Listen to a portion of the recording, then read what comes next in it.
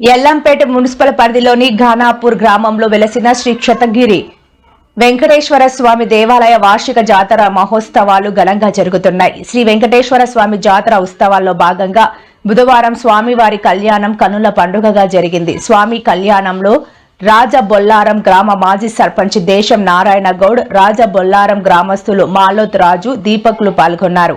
మాలోత్ రాజు స్వామివారికి పట్టు వస్త్రాలు సమర్పించారు. 16వ జాతర నిర్వహించడం జరుగుతుందన్నారు.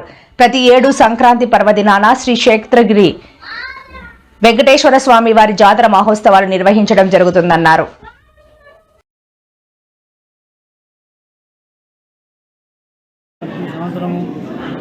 పట్టు వస్త్రాలు సమర్పిస్తూ ఉంటాము. కళ్యాణ నిధయే నిధయేర్ధినాం శ్రీ వెంకట నివాసాయ శ్రీనివాసాయ మంగళం.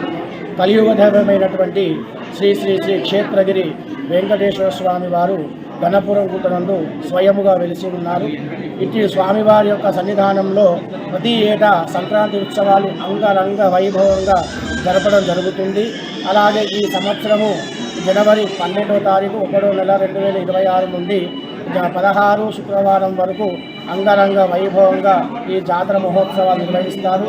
12వ తారీఖు దేవాదాయ ధర్మాదాయ శాఖ అలాగే అనువంశిక ధర్మకర్తల చేత కళ్యాణ ప్రారంభం జరిగింది. అలాగే 2వ రోజు భక్తులు అధిక సంఖ్యలో విచ్చేసి మజిపూర్ గ్రామం తరఫున మున్సిపల్ కమిషనర్ గారు కళ్యాణంలో పాల్గొన్నారు.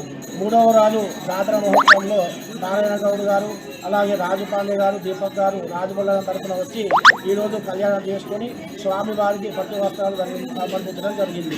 ఇందుకు జాతరకు వచ్చే భక్తులందరికీ కూడా ఇలాంటి ఇబ్బందులు కలగకుండా అన్ని తగు ఏర్పాట్లు దేవాదాయ ధర్మశాఖ వారు, ఆలయ అనువంశ ధర్మకర్తలు కూడా అన్నీ కూడా భక్తులకు సరిపడే అన్ని ఏర్పాట్లు కూడా చేయడం జరిగింది. ప్రతి ఏటా ఏడుకొండలవాడ వెంకటేశ్వర స్వామికి అన్నప్రదానం మళ్ళీ కళ్యాణం ప్రతి ఏటా భోగినాడు బాగా బ్రహ్మాండంగా కళ్యాణం చేసి ఆయన సమర్పించుకొని మేము ధన్యులమవుతున్నాము.